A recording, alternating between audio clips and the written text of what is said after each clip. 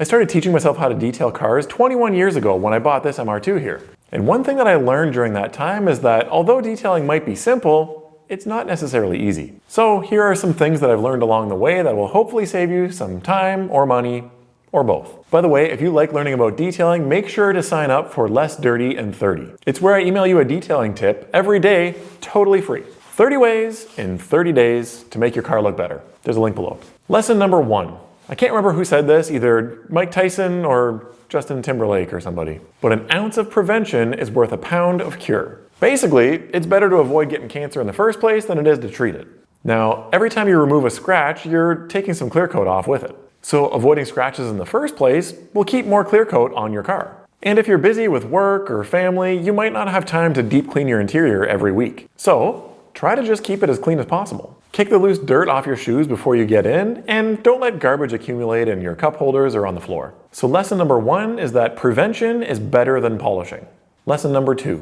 A lot of people say the same thing about polishing their own paint. I want to, but I'm scared. The problem is, being nervous and timid with a polisher in your hand can actually cause more damage to your car than if you would have just had confidence. And that confidence comes from learning and truly understanding what it is that you're doing. So lesson number 2 is that if you're scared, it just means that you haven't educated yourself enough. Lesson number 3. The detailing community has somewhat of a herd mentality. One minute, everybody loves a product, and the next, everybody hates it. And sometimes it's because a company has been really innovative and created something that's truly better. And other times, and more likely, a company has a bigger marketing budget to pay influencers. And once it's been seen on enough channels, the rest of the herd agrees that it's the best product now. That means that lesson number 3 is that the so-called best product is usually temporary. It'll be replaced by something better eventually.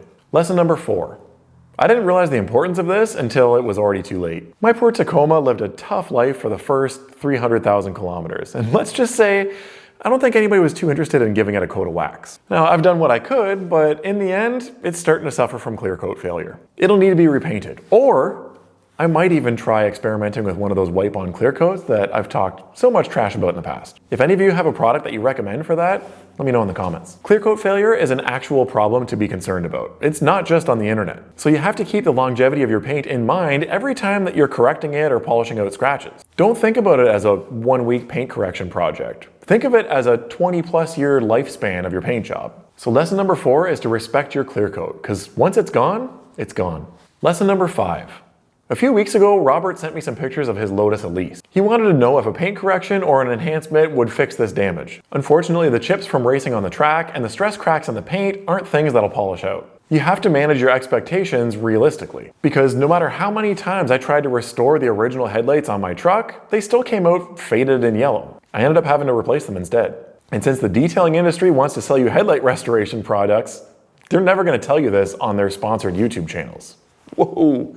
Don't talk about that. Lesson number 5 is that detailing can't fix everything. Sometimes things need to be either repaired or replaced. Lesson number 6. Have you ever watched one of those epic detailing transformations on YouTube and thought, man, it must be nice to have the time to do all that? Well, for a lot of people, it's just not possible. That doesn't mean that your car can't look great though. You just have to handle it like eating an elephant, one bite at a time. Or what I like to refer to as the first down method. Instead of spending an entire week cleaning and polishing your car, just choose one area to focus on and then improve that. And just like in football, all of these seemingly small plays will eventually add up. Once you stack up a few first downs, next thing you know it, you're in the end zone and Taylor Swift is cheering. You don't have to transform your car all at once. Lesson number 7. Ask one person if a pressure washer is safe to use on your engine bay, and they'll say, yeah, it is. And the next person might tell you to never do that unless you want endless electrical problems. Or what about rinseless washes? Are they safe? The guy with a dusty Corvette says yes, but the other guy that lives on a dirt road during the rainy season says heck no. The truth is, every car and every situation is different. So as much as I hate to say it, the true answer to some of these questions is it depends. That means that lesson number 7 is that there really aren't very many one-size-fits-all answers in detailing. Lesson number 8. Say you're washing a really muddy car. You definitely don't want to miss a spot when you're pre-rinsing it with your pressure washer, right? Leaving a chunk of mud behind when you go in for your contact wash afterwards is a great way to create some scratches. The problem is, once you start spraying from the top of the car, the water runs down the side and makes it look like the whole panel has been rinsed already. So lesson number 8 is when you're washing a really dirty car, rinse from the bottom and work your way up so that you can see where you've sprayed and where you haven't. Lesson number 9.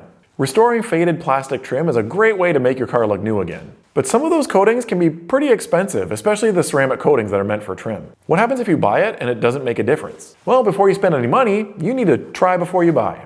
Wipe the trim with a damp microfiber towel. If it looks pretty good when it's wet, that's likely how it's going to look when it's got the coating on it. If it doesn't look good though, you'll probably need to step up to a dye or just replace it.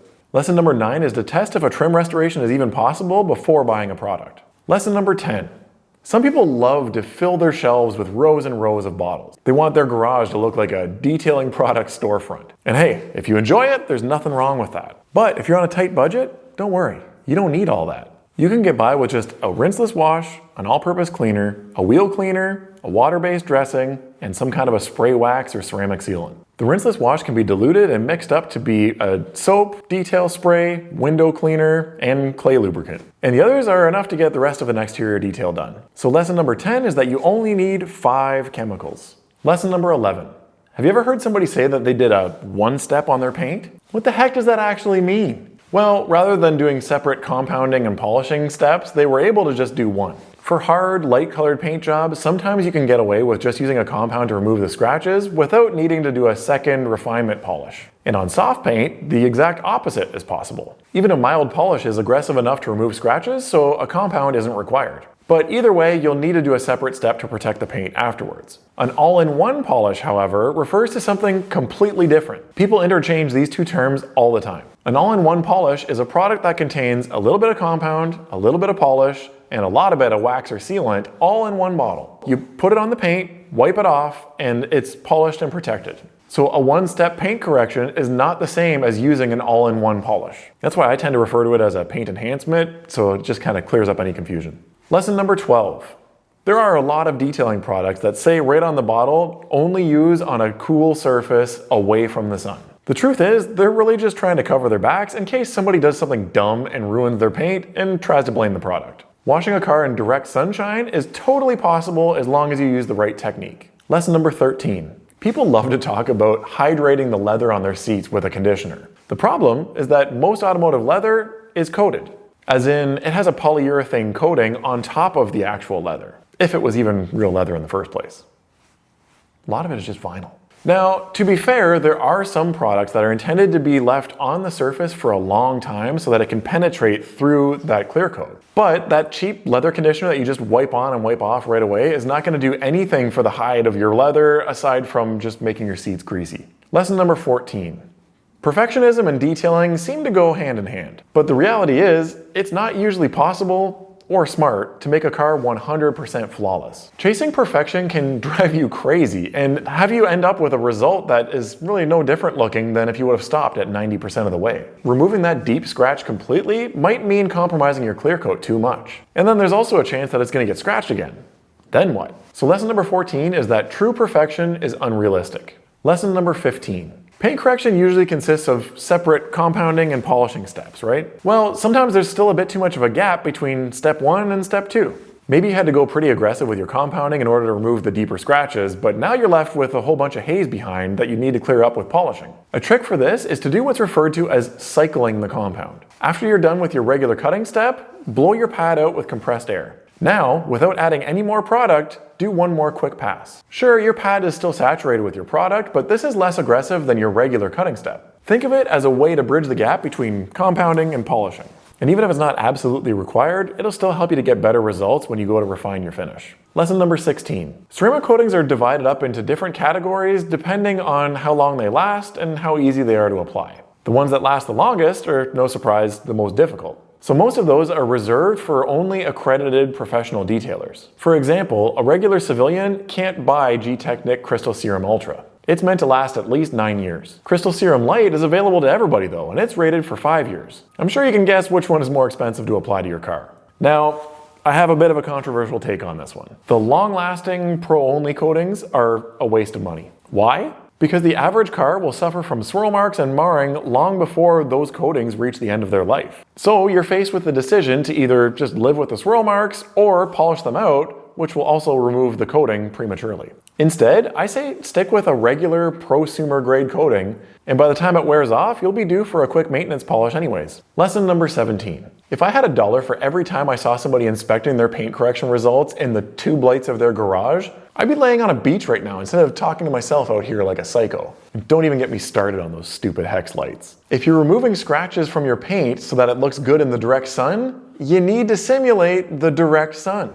Diffused tubular lighting doesn't do this at all. If you trust it, you'll be disappointed the first time that the side of your car sees a sunset. You can't polish what you can't see. If you're using the wrong lights, you can't see the scratches that you're leaving behind. So lesson number 17 is that the best tool for paint correction is not some fancy expensive polisher, it's proper lighting. Lesson 18. There's always that one cousin kisser that claims that trim restoration products are a waste of money and that you should just hit your plastic with a heat gun or a torch. Not a good idea. It might pull the oils in the plastic up to the surface and look good temporarily, but eventually it dries out. And once that happens, the plastic becomes brittle and easy to break. So skip the short-term win and spend a little money to do it right.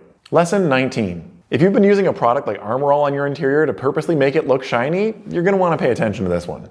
You see, in most vehicles, the interior surfaces originally have a matte finish when they leave the factory. So matte actually means like new, not shiny. And yet, you'll see a lot of vehicles out there with shiny steering wheels, shift knobs, armrests, door panels. Why? Because they're dirty. That shine is coming from body oils, sweat, lotion, sunscreen, and who knows what else. So lesson number 19 is if your interior looks shiny, it's dirty. Lesson number 20.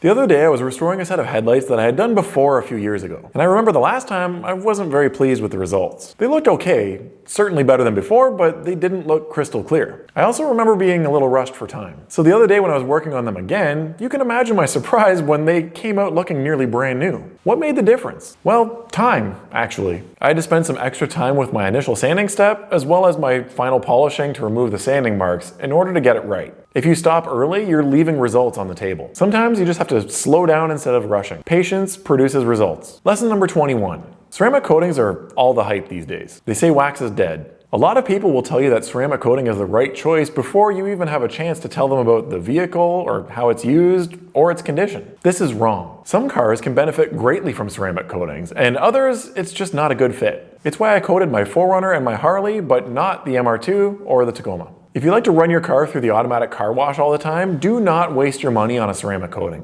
But if you take pride in your daily driver and you enjoy giving it a good maintenance hand wash, go for it. So lesson 21 is that ceramic coating is not for everyone and every vehicle. Lesson 22. I can't count how many times I've seen one of these paint depth gauges show a different reading when measuring the same spot exactly back to back. And from what I understand, it happens with the expensive ones too. So if you're sanding or compounding a paint job, you can't use one of these as a magical X-ray machine to see how far to push it. They just aren't reliable. And that's totally okay, because when I use one, I'm looking for patterns throughout an entire car. If the whole car reads in the 160s and then there's one fender in like the 700s or something, that's enough to get my attention to investigate further for any paint work. That means lesson number 22 is to not trust one of those gauges blindly, or you might just burn through your clear coat. Lesson number 23. Here's another controversial one. There are two main options to remove contaminants that are stuck to your paint. You can use a clay bar as a mechanical way or an iron and fallout remover as a chemical way. Now, I don't use a clay bar unless I'll be polishing the paint after. So that leaves the iron remover for when I'm not doing any polishing, right? Well, as long as the paint has been properly protected, there really shouldn't be much iron stuck to it. At least not the type that an iron and fallout remover would be able to remove. They're not as effective as a clay bar. Okay, cool. So the iron remover comes into play when you're about to do a paint correction or a ceramic coating or something. Except it still isn't really helpful here either. The clay bar will remove the majority of the bonded contaminants. And whatever's left behind will easily be removed as soon as you start polishing. So lesson number 23 is that iron and fallout removers are kind of overrated. Lesson number 24. There is one part of a car's exterior that is often overlooked by detailers. We all get excited about polishing paint. And we get a nice, rewarding dopamine dump after seeing the results of a headlight restoration. But you hardly ever hear people talk about the taillights. And you can actually compound and polish the red or clear plastic to remove oxidation and swirl marks. It can make a pretty big difference too, and that extra gloss can really make your paint pop. That means that lesson number 24 is don't forget your taillights. Lesson 25. Rinseless wash products are a bit of a polarizing subject. Some people swear by them, and others think that they'll instantly create scratches. They're both right. Whether or not a rinseless wash is a safe process for your vehicle really depends on the situation. Is the paint hard or soft? How dirty is the car? What color is it? Is the paint like perfectly swirl and scratch free, or is it a little clapped out already? The truth is, a rinseless wash can either be the best or the worst idea depending on the situation.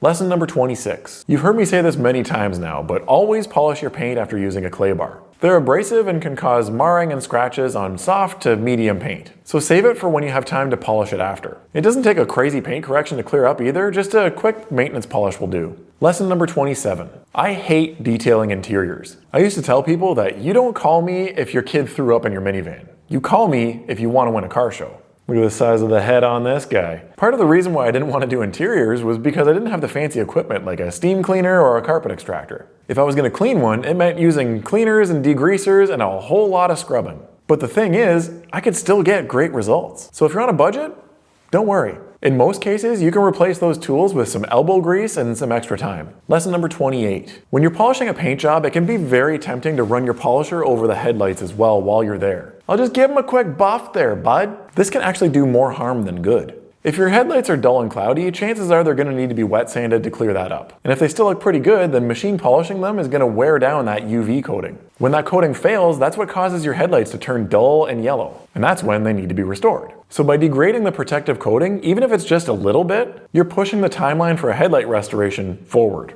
Lesson number 29. Every time you touch your paint, you run the risk of scratching it. That means you should never lean on your car. At least, not if you care about your paint. It also means that if somebody else leans on your car without your permission, you are allowed to physically fight them. This is not legal advice. Lesson number 30. I've seen some videos on here talking about doing a paint correction by hand. Unless you're a carpal tunnel enthusiast, this is not a good idea. Look at all of the motion in this machine. Now compare that to what your hand is capable of doing. You simply won't see any worthwhile results. Plus, your shoulders will hate you. Trust me, I've tried it. And in the time that it takes you to do it by hand, you could literally drive to the store, buy a polisher, machine polish the whole car, and get 10 times better results. And of course, don't forget to buy the ultimate gloss guide so that you know what you're doing. Lesson number 31. Piggybacks off the last one. I think some people watch detailing videos sitting back on their comfy couch, wrist deep in a bag of bonbons and think, oh yeah, I can do that. Then, as soon as they have to contort their body to actually work on the car, they start questioning their life choices. Lesson number 31 is that detailing is hard physical work. Doesn't matter how much money you spend on products. Lesson number 32. So many detailing enthusiasts get so caught up in buying products that they forget what really matters. The truth is, technique is far more important than what product you choose to use. So watch this video next to find out why. And don't forget to sign up for Less Dirty in 30.